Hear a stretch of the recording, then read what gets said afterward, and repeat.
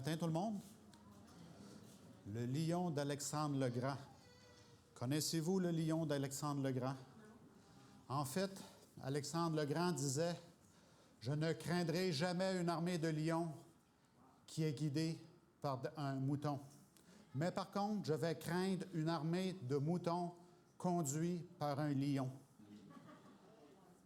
Alors, c'est sur ce lion que nous allons méditer ce matin. Une des plus grandes anthropologistes du 20e siècle, elle s'appelait Margaret Mead. Elle a étudié les mouvements d'activisme, de libération religieuse, sexuelle, tous ces mouvements-là dans les années 1960. Et elle a dit ceci, « Ne doutez jamais qu'un petit groupe de citoyens réfléchis peut changer le monde. » Évidemment, c'est de cette façon qu'on apporte le changement dans le monde. Un petit groupe de gens réfléchis. Et j'ai une histoire pour vous. C'est en 1911. Il y a une compagnie qui a débuté ses entreprises et elle a commencé par inventer des balances à cadran. Avant, les balances, c'était des contrepoids, mais cette compagnie-là a inventé des balances avec des cadrans. Ils ont inventé aussi des machines tranches viande et des tranches fromage. Et le fondateur de cette compagnie-là a émis 3 fondements de base pour que la compagnie fonctionne bien. Quels étaient-ils? 1. Le respect de l'individu, le meilleur service à la clientèle et la poursuite de l'excellence. Après de nombreuses décennies, cette compagnie-là a eu beaucoup de succès et elle a grandi jusqu'à 400 000 employés. 400 000 employés. Mais malheureusement, dans les années 1990, cette compagnie-là est devenue sourde et aveugle. Il y a un nouveau CEO, un nouveau président de compagnie qui est arrivé, puis il dit « La dernière chose que cette compagnie a besoin présentement, c'est une nouvelle déclaration de vision. » Et il a sabré dans les postes de 200 000 postes, 200 000 mises à pied. Pensez-y, c'est plus que la ville de Sherbrooke au complet qui a été mise à pied. Dehors, tout le monde, on fait le ménage ici. Un carnage sans pitié pour la compagnie. En 2003, il y a un nouveau président qui est arrivé, un nouveau CEO qui s'appelait Sam Palmisano. Et lui, après 6 mois, il a décidé, on va étudier chaque position dans la compagnie, dans la pyramide. On va commencer en bas, aller jusqu'en haut. Et il a dit, il y avait un système intranet dans la compagnie, et pour 50 000 personnes, on a dit, dites-nous ce qui ne va pas avec la compagnie. Vous avez 3 jours pour donner votre opinion. Alors, un groupe de personnes a dit, la valeur de cette compagnie, c'est la valeur de ses actions, qui ne valaient rien à ce moment-là. D'autres disent, on parle de confiance, d'une compagnie de confiance et de prendre des risques, mais quand il y a une erreur, vous auditez, vous faites des enquêtes humiliantes et vous punissez les employés. Le management ne reconnaît plus que quand on apprend et qu'on prend des risques, on va faire des erreurs. Les gérants sont constamment surveillés. Les exécutifs juniors ne sont jamais encouragés à discuter des visions avec les exécutifs seniors. On ne peut pas avoir de discussion constructive. Pourquoi vous avez telle habitude dans la compagnie? On ne peut plus faire ça. Et après une journée de discussion, ils ont dit, dites au CEO d'arrêter ça. C'est épouvantable ce qui se passe, c'est une perte de temps. Alors la deuxième journée de discussion commence. Et là, il y a un exécutif de très, très haut niveau qui décide, j'ai quelque chose à vous dire ce matin sur le réseau. Il dit, quand j'ai joint cette compagnie il y a 18 ans, j'ai dû aller en cours pour servir de juré. Et quand j'ai dû m'approcher du banc, les avocats m'ont posé plein de questions à savoir si j'étais un bon candidat, le juge a dit, « Wow, arrêtez les avocats là. Choisissez qui vous voulez, mais les gens d'IBM, on les garde tous comme jurés. » Il dit, quand le juge a dit cela, il dit, j'ai ressenti une fierté extraordinaire de qui nous sommes, de qui je suis. Intégrité, excellence, qualité. Et c'est reconnu partout, ces valeurs-là, chez IBM. Alors, à ce matin de Sainte-Seine, j'aimerais qu'on puisse discuter de leadership. Qu'est-ce que le leadership? Et cette compagnie IBM, que vous connaissez sûrement, a été créée il y a plus de 115 ans déjà. Et c'est une compagnie qui a dû fermer ses portes. Elle a presque dû fermer ses portes en 1990.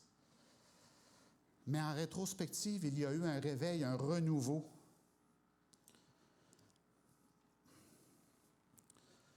Et ils ont avoué que depuis le début des années 1990, le leadership est beaucoup plus difficile à avoir, à développer, pour une panoplie de raisons.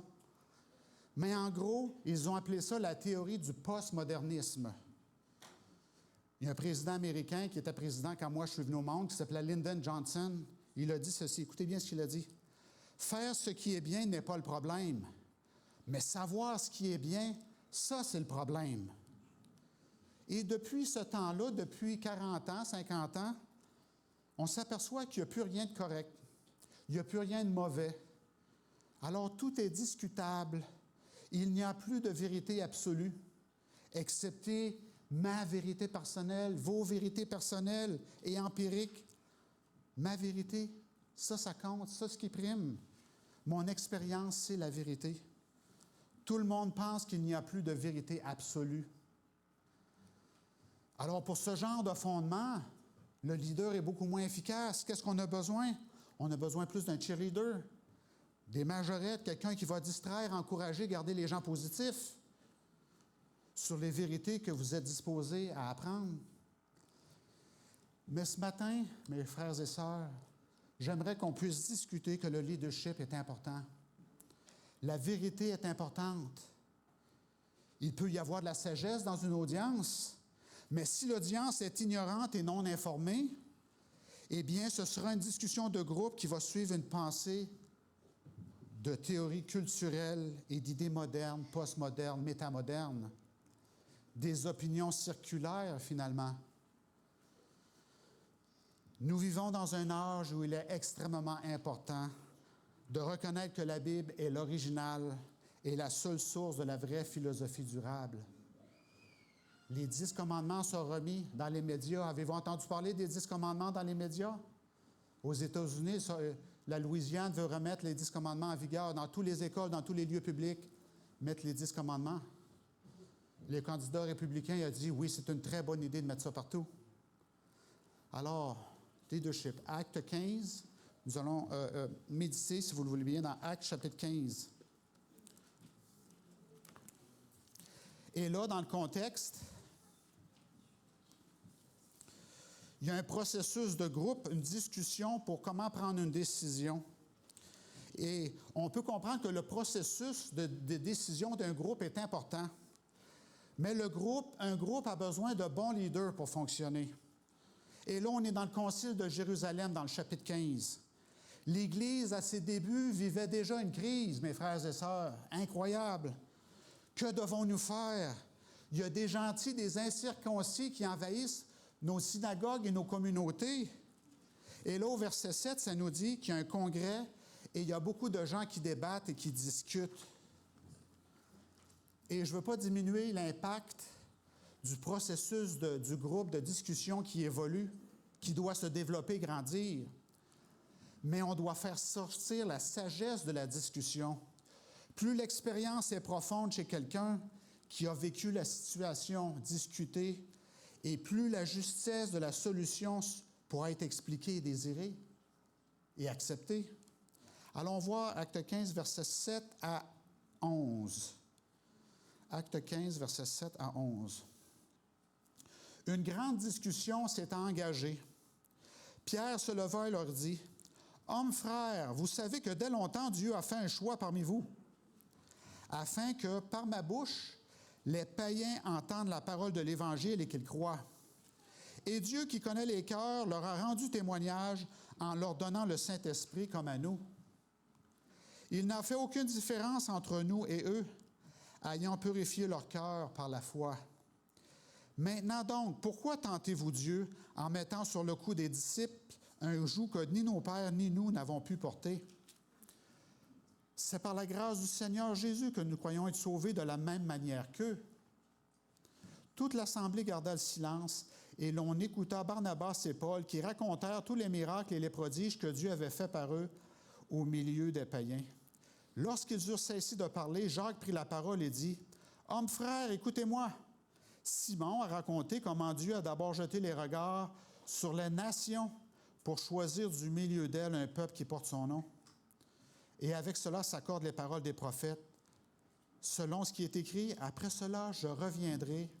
Je relèverai de sa chute la tente de David. J'en réparerai les ruines et je la redresserai, afin que le reste des hommes cherche le Seigneur, ainsi que toutes les nations sur lesquelles mon nom est invoqué, dit le Seigneur qui a fait ces choses. » Alors, il faut comprendre que Dieu est intervenu par l'expérience d'une personne. Et dans ce cas-ci, c'est Pierre le premier qui a pris la parole au travers du débat. Et il va diriger le groupe au travers de l'expérience des leaders. Ce n'était pas de flotter sur les expériences de tout le monde qui était présent, c'était tous du bon monde, on s'entend, mais c'était de les guider, le diriger un pas en avant. Alors, on va continuer à lire. Je devais lire aussi au verset 18 et suivant. Ça dit, « Et à qui elles sont connues de toute éternité. C'est pourquoi je suis d'avis qu'on ne crée pas de difficulté à ceux des païens qui se convertissent à Dieu. » Alors, qu'est-ce qu'on doit faire avec les païens, les incirconcis? Ne pas leur donner de difficulté, mais qu'on leur écrive de s'abstenir des souillures des idoles, de la débauche, des animaux étouffés et du sang. Car depuis bien des générations, Moïse a dans chaque ville des gens qui le prêchent, puisqu'on le lit tous les jours dans les synagogues. Alors, on a vu Pierre et Jacques qui ont pris le leadership pour dire ce qu'ils savaient. Ils ont pris une position au travers de cette grande délégation qui avait été choisie pour prendre une décision à propos de quoi faire avec tous ces gens nouveaux qui remplissaient les communautés et les synagogues. Des gens qui n'avaient pas l'hébreu comme langue, ni de culture, ni de religion. Et ça créait un malaise dans la communauté de Dieu. Qu'est-ce qu'on va faire avec tous ces incirconcis-là? Et là, Pierre, maintenant, s'avance. Il dit, « Dieu m'a montré dans une vision d'aller chez le centurion Corneille. C'est un pur païen. » Et Jacques a enchaîné par la suite pour dire que la tente de David sera redressée par le reste des hommes des nations. On ne parle plus de la nation d'Israël ici, là. Mais Dieu va se servir de ces gens-là qui ont choisi Christ dans leur vie. Alors la congrégation est venue à un point où ils sont d'un même accord. Et d'un seul esprit, il n'y a pas de substitut pour un procédé de groupe. Il n'y a pas de substitut non plus à un leader. Dieu prend l'expérience de quelques-uns et l'approfondit pour la rendre dynamique et vivant au travers de son esprit, pour l'accroissement et le bénéfice de son corps qui est l'Église. Il y a un motivateur de renommée internationale qui s'appelle Brian Tracy, un petit gars de l'île du Prince-Édouard qui a dit ceci, « Sois le genre de leader que les gens suivraient volontairement, même si tu n'avais pas de titre ou de position. » Alors, il y a un prix à payer pour devenir un leader. Obéissance à des règles, travail acharné, focus, mission. Allons voir dans 1 Timothée 3, verset 1 et les versets suivants.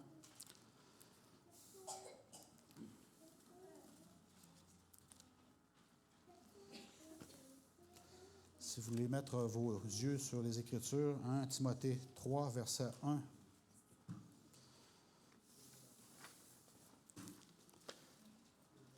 Cette parole est certaine.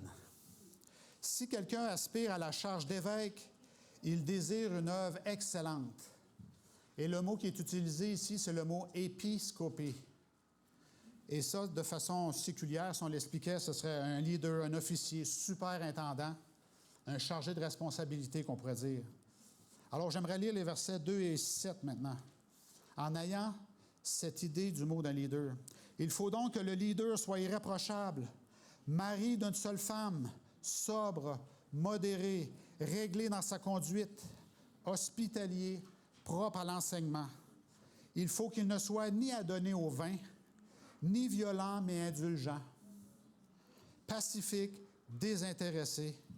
Il faut qu'il dirige bien sa propre maison et qu'il tienne ses enfants dans la soumission et dans une parfaite honnêteté.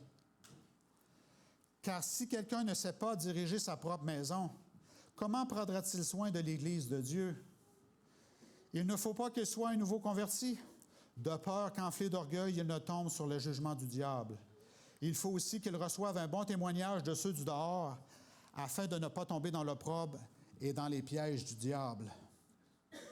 Alors, si on fait un résumé de ce qui est dit ici, c'est qu'un leader doit bien gérer son expérience et son caractère. Le leadership, c'est quelque chose qui est développé à l'intérieur de la personne. Et il peut y avoir une variété de styles et de tempéraments et de personnalités qui peuvent être de bons leaders. Mais il n'y a pas de substitut pour le caractère. Il n'y a pas de substitut pour l'expérience et la pratique. Il y a un contemporain d'Ellen White et de James White qui s'appelait E.M. Bonds. Et lui, c'est un chapelier durant la guerre civile américaine. Vous vous rappelez, dans ce temps-là, les mitraillettes, c'était des affaires qu'on tournait comme ça, là. Et lui, il était chapelier à aider les gens. Et il a écrit plusieurs livres sur la prière. E.M. Bonds, si vous voulez lire ses livres. Mais il y a une citation que j'ai beaucoup appréciée. Il a dit « Ce dont l'Église a besoin aujourd'hui, ce n'est pas des machines supplémentaires aux meilleures, ni de nouvelles organisations, ni de méthodes plus nombreuses et nouvelles, mais d'hommes et de femmes que le Saint-Esprit peut utiliser. Des hommes et des femmes de prière, des hommes puissants dans la prière. Le Saint-Esprit ne coule pas à travers les méthodes, mais à travers les humains. Il ne vient pas sur des machines, mais sur des hommes. Il n'oint pas des plans, oindre, il n'oint pas des plans, mais des hommes, des femmes, des hommes de prière. Et c'est dans son livre « Le pouvoir de la prière », E.M. Bonds. Avec les gens que nous dirigeons, d'après le contexte que nous avons lu, la maison est le laboratoire, la place où on fait des stages, notre stage. Et c'est là, malheureusement, que le leadership doit être pratiqué. Et vous le savez, vous et moi, on sait qu'en 2024, la famille est sous tension. C'est pas facile, vivre dans une famille. Nous sommes déchirés de toutes parts. Et les papas et les mamans doivent comprendre que le mariage est la fondation que les enfants regardent. Les jeunes enfants regardent les parents. Avec cet exemple, que les enfants prennent leur envol, ils doivent comprendre que la force et la profondeur des liens doivent être reconnues dans le foyer. Les jeunes voient la façon que deux personnes règlent leurs problèmes ensemble et leurs conflits. Quand les enfants sont petits, ils regardent les parents. Ensuite, les enfants, ils font quoi? Copy-paste. Hein? Ils voient comment papa et maman prient par rapport à leurs problèmes. Mais si papa et maman ne prient pas, les enfants ne sont pas fous. Ils vont mettre la religion de côté, comme 60% de nos jeunes font, rendus à l'âge adulte. Ils voient aussi comment les parents discutent, négocient et avancent avec une résolution de conflit par la foi. Est-ce que les parents s'amusent dans cette relation-là aussi? Les enfants regardent ça. Est-ce que les parents sont excités de passer du temps de qualité ensemble? Est-ce que les enfants voient les vraies priorités des parents? Le vrai leadership est confiance et respect et affection. Si vous voulez influencer quelqu'un, ils devront vous faire confiance. Ils devront vous respecter. Ils devront voir l'excellence et ils regarderont vers vous. C'est ce que vous prêchez. C'est ce que vous vivez. Ils devront croire qu'en ayant une relation de connexion avec vous, cela leur donnera quelque chose en retour. Cette personne-là, si je me tiens avec, elle peut me donner quelque chose en retour. L'amour et l'affection d'une relation à très, très long terme. Et c'est là-dessus que nous travaillons, n'est-ce pas? Nous travaillons pour l'éternité, n'est-ce pas? Une affection éternelle que nous devons avoir avec les uns et les autres. John Maxwell, un motivateur, a dit que les gens achètent le leader avant d'acheter leur vision. Il y a un autre expert, un futuriste qui s'appelle Joel Barker. C'est lui qui a apporté le mot paradigme. On dit ce mot-là maintenant, c'est grâce à lui. Il a dit qu'un leader, c'est une personne que tu vas suivre à une place que tu n'iras pas toi-même. Le leader va t'apporter là où tu ne voudrais pas aller. Les leaders sont nécessaires. Les leaders ne sont pas nés, ils sont faits. Et ça, c'est un coach de football de la NFL qui a eu 11 championnats qui a dit ça. Quand il prenait une décision, il y a au-dessus de 100 millions de personnes qui le critiquaient à dire « Il ne sait pas ce qu'il fait. De quoi il pense? » Il y a eu 11 championnats malgré tout. Les leaders ne sont pas nés, ils sont faits. Avancer malgré l'opposition. Néhémie, vous connaissez Néhémie dans la Bible, ce n'était pas un leader. C'était un eunuque, c'était un porteur de coupe à la cour du roi et qui a pleuré devant le roi babylonien. Mais il était une personne qui se préoccupait de ce qui se passait avec la cause de Dieu et des gens de Dieu. Et par ça, il est devenu un leader par défaut. Un homme avec une position, un homme avec une responsabilité, un homme avec des privilèges. Parce que Néhémie s'est focusé sur l'accomplissement des prophéties. Allons voir Néhémie 1, chapitre 1, verset 1.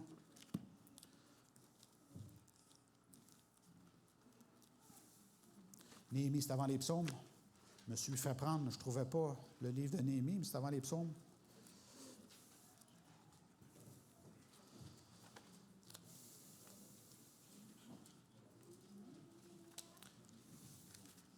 Néhémie 1, verset 1. Il explique qui il est. Parole de Néhémie, fils de Hakalia. Au mois de Kisleu, la 20e année, comme j'étais à Suse, dans la capitale, Hanani, un de mes frères, et quelques hommes arrivés de Juda, je les questionnai au sujet des Juifs réchappés qui étaient restés de la captivité et au sujet de Jérusalem. Ils me répondirent, ceux qui sont restés dans la captivité sont là dans la province, au comble du malheur et de l'opprobre. Les murailles de Jérusalem sont en ruine et ses portes sont consumées par le feu. Lorsque j'entendis ces choses, je m'assis, je pleurai, et je fus plusieurs jours dans la désolation. Je jeûnai, je priai devant le Dieu des cieux, etc., etc. Alors, le point capital de ce qu'il est en train de dire ici, c'est que rien ne grandit un leader comme une relation avec Dieu. Rien ne développe le caractère, rien ne donne plus de confiance que dans l'humilité d'une relation saine avec Dieu. Cet eunuque-là se préoccupait de la cause de Dieu. Allons voir maintenant chapitre 3, verset 1. Non, c'est pas vrai. C'est le chapitre 1, verset 3 que nous avons lu. Et ça dit qu'il jeûnait, il a prié devant Dieu. Alors, ça le préoccupait. Il y a quelque chose vraiment qui lui tenait à cœur. Alors, le leadership, c'est d'aimer et de se préoccuper des gens qui sont en besoin. C'est un besoin sincère qu'il avait quand il s'est mis à pleurer. Alors, le leadership, c'est de créer de l'espoir. Le leader a l'intérêt de ses partenaires en vue. Allons voir Proverbe 19, verset 22, première partie.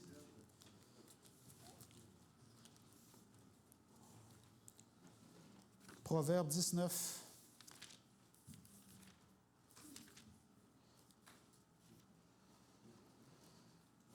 Ce qui fait le charme d'un homme, d'un humain, c'est sa bonté. La bonté, démontrer de la bonté en tout temps, fait le charme d'une personne et son influence s'accroît par là.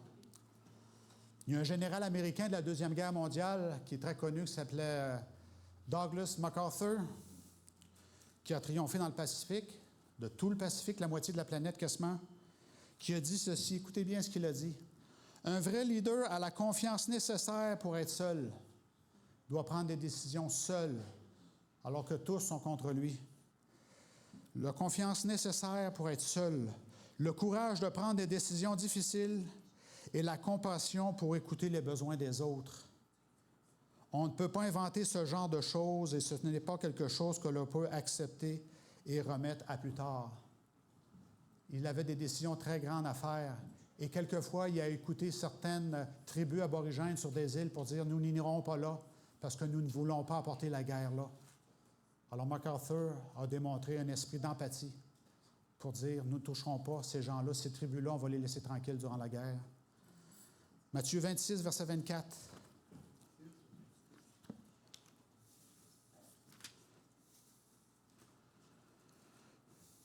Le Fils de l'homme s'en va selon ce qui est écrit de lui, mais malheur à l'homme par qui le Fils de l'homme est livré. Mieux vaudrait pour cet homme qu'il ne soit pas né. Alors, il y a un leader qui s'est levé à un moment et qui avait un agenda personnel. Et il a dit, il vaudrait mieux pour lui que cet homme ne soit pas né. Mais plus tard, dans Matthieu 26, verset 29, alors que Jésus venait de prendre la scène avec ses disciples, au verset 29, Jésus a dit cela. Je vous le dis, je ne boirai plus désormais de ce fruit de la vigne, jusqu'au jour où j'en boirai du nouveau avec vous dans le royaume de mon Père. Après avoir chanté les cantiques, ils se rendirent à la montagne des Oliviers. Alors le leader attend ses membres. Le lion de Juda veut attendre ses agneaux. Et l'histoire nous dit que Jésus est parti pour le mont des Oliviers pour aller prier. Et quand il leur a dit ça, qu'il ne boirait plus du jus de la vigne jusqu'à son retour parce qu'il voulait faire une grande fête, il y a 4 leaders qui étaient présents à ce moment-là. Il y a Judas qui a fait le mauvais choix, mais il y en avait 3 autres qui ont été mis à part avec Jésus. Et là, Jésus est allé prier. Et là, il a exercé sa plus tendre et dynamique, touchante action d'aller communier avec son Père à un moment critique. Et là, il y avait 3 leaders qui étaient là. Pierre et les fils de Zébédée qui étaient là. Est-ce qu'ils ont exercé un leadership à ce moment critique-là? Pierre, il est là, puis il dit, « Seigneur, moi, je ne te renierai jamais. » Puis les fils de Zébédée, juste un peu avant, qu'est-ce qu'ils ont fait? Avant ce moment-là, ils venaient juste de se disputer qui des 2 frères allait être à droite et à gauche pour faire plaisir à maman. Quel leadership! Jésus, ils ont posé la question à Jésus. Jésus a répondu quoi? Vous ne savez pas ce que vous demandez. Ils ont des pensées narcissiques. Ils n'exercent aucun leadership à ce moment critique-là. Et Jésus a la patience avec eux. Matthieu 20, verset 26. Matthieu 20, verset 26. Jésus parle et dit, « Il n'en sera pas de même au milieu de vous, mais quiconque veut être grand parmi vous, qu'il soit votre serviteur. Et quiconque veut être le premier parmi vous, qu'il soit votre esclave. C'est ainsi que le Fils de l'homme est venu, non pour être servi, mais pour servir et donner sa vie comme rançon pour beaucoup. » Alors, si vous voulez devenir un leader, une des premières choses à faire, engagez-vous pour une vie de service. La sagesse est un autre facteur de leadership. Allons voir Jacques, chapitre 1, verset 5.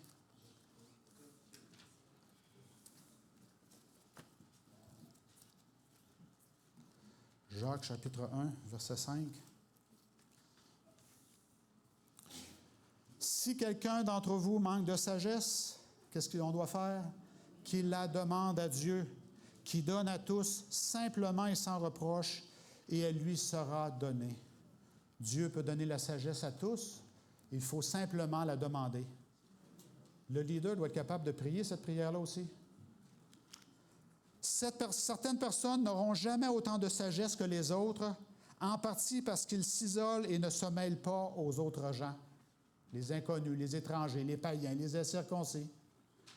Et aussi en partie parce qu'ils ne lisent pas et n'assimilent pas la Bible et l'esprit de prophétie. Parce que ces livres-là représentent une collection de toute une vie de sagesse. Saviez-vous que le livre Éducation sert de fondement pour une très grande université, une des top universités au monde? Mais on ne peut pas dire laquelle, évidemment. Le leadership implique le courage.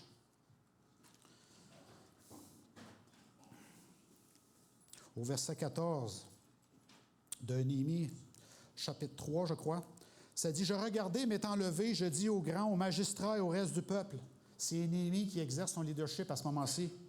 Et il parle au peuple. « Ne craignez pas, Souvenez-vous du Seigneur grand et redoutable, et combattez pour vos frères, pour vos fils et vos filles, pour vos femmes et pour vos maisons. Les ennemis s'en venaient tuer les gens de Jérusalem. Lorsque nos ennemis apprirent que nous étions avertis, Dieu anéantit leur projet et nous retournâmes tous à la muraille. Le projet, c'était de bâtir la muraille à ce moment-là. La mission, c'était de bâtir la muraille au plus vite. Chacun à son ouvrage. Le leadership avait délégué un poste à chacun. Depuis ce jour, la moitié de mes serviteurs travaillaient et l'autre moitié est armée de lances, de boucliers, d'arcs et de cuirasses. Les chefs étaient derrière toute la maison de Juda. Vous voyez le leadership ici? Néhémie voyait les gens, ils avaient peur. Ne craignez pas, il dit. Il trouva des mots pour les encourager avec le Seigneur, leur proposer le Seigneur comme aide. La moitié de vous, portez vos épées et surveillez. L'autre moitié, travaillez. Et si jamais vous entendez la trompette, venez pour la bataille. Il y a un moment pour chaque chose. Il y a un moment pour se battre aussi. Le leadership, c'est aussi l'humilité. Le leader doit se soumettre et obéir aux directives du maître. Agenouillé devant le roi des rois, le leader doit savoir ce qu'il sait et qu'il ne sait pas. Il doit savoir qui il est et qui il n'est pas. Avoir la confiance de faire ce qui est droit et juste. Avoir la capacité d'apprendre de tout le monde et de dire « je m'excuse quand je fais une bêtise ». Être capable de dire « je m'excuse quand je fais une bêtise ». Parce qu'un leader fait des erreurs aussi. Le leadership, c'est la foi. Le leadership, c'est la foi que Dieu va arranger les choses. Sans la foi, il est impossible de plaire à Dieu. Le leadership est dans la prière. Parce que Néhémie, dans son livre, il explique bien qu'il prie. Il est devant le roi Assuérus, c'est Assuérus, je crois, et le roi lui demande « Pourquoi ta face est triste? Quand tu te présentes ici, tu es supposé te sourire. Puis là, tu ne souris pas, mon jeune homme, mon porteur de... Pourquoi es-tu triste? » Et là, Néhémie dit « Je me suis mis à prier le Dieu des cieux. Qu'est-ce que je vais répondre au roi? Il faut que je dise quelque chose de sensé alors que je suis devant le roi. » Alors il prie. Le leadership implique le service, le sacrifice et la souffrance. Vous serez calomnié, mal perçu. Je suis triste parce qu'il y a quelque chose qui ne fonctionne pas dans la cause de Dieu. Le leadership, c'est aussi le service derrière la scène, ne pas être reconnu. Et aussi, c'est d'être exposé de la mauvaise façon sur scène. Le leadership, c'est l'expérience. C'est de voir le meilleur chez les gens et croire qu'ils iront dans la bonne direction et qu'il y a un futur de tracé pour eux. Des fois, on a des enfants qui sont terribles, n'est-ce pas? Mais un bon leader, un bon papa, un bon maman va dire « je vais tout faire pour qu'ils prennent le bon chemin », n'est-ce pas? Nous sommes tous des leaders d'une façon ou d'une autre. Le leadership est lourd. Le leadership, c'est un fardeau aussi. Parce que dans toutes les descriptions qu'on a faites du leadership, on conclut aussi qu'il est à comptabilité. C'est un mot que je ne savais pas qu'il existait en français. À comptabilité, qui veut dire responsabilité et obligation. Et c'est l'apôtre Paul et Ézéchiel qui en parlent beaucoup, des obligations. Qu'est-ce qui arrive si tu ne remplis pas tes obligations? Allons voir dans Jacques 3, verset 1. Jacques, chapitre 3, verset 1. « Mes frères, qu'il n'y ait pas parmi vous un grand nombre de personnes qui se mettent à enseigner, car vous savez que nous serons jugés plus sévèrement. » Chaque leader est un être humain. Il y aura des fois où le père ou la mère ne sera pas aimé des enfants, ou que le leader ne sera pas apprécié des gens qui sont en charge. Il faut apprendre à laisser aller et à savoir quand les tensions baisseront et qu'il y aura un retour à la normale. Il faut s'aimer, se respecter, s'accepter. Le leader est un maximiseur de relations humaines. Allons dans Hébreux 13, verset 7 maintenant, tout juste avant Jacques. Hébreux 13, verset 7.